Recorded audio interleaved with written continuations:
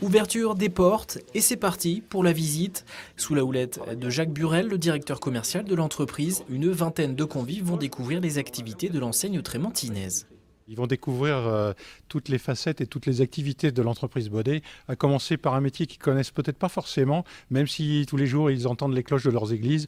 Ils ne savent pas qu'ici à Trémentine, on restaure des cloches d'église quand elles sont fêlées, cassées, usées. Donc ça va être la première partie de la visite. La deuxième partie, on a un petit peu tous les métiers dans l'entreprise. On va continuer par la métallerie. Donc pour tout ce qui nous permet de faire les caisses des panneaux de sport, entre autres, la ferronnerie d'art également, l'usinage, et puis la partie charpente pour fabriquer les beffrois dans les clochers, et puis tout ce qui est injection plastique, puisqu'on fait aussi notre propre injection plastique, et on terminera par l'atelier de production où on assemble toutes les horloges. Baudet, leader français de l'activité campaniste, entendait le fait de concevoir, installer et restaurer cloches et horloges. Et à l'opposé, l'enseigne de Trémentine s'implante aussi sur les marchés asiatiques et les Émirats, où quand des cloches séculaires s'opposent à des technologies ultramodernes.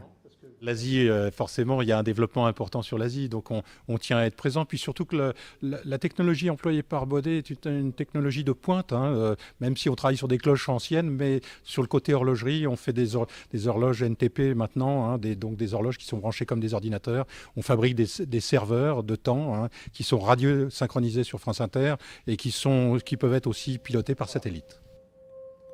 Après s'être installé à Dubaï, Baudet a ouvert un nouveau bureau, cette fois à Singapour. Vous voyez ?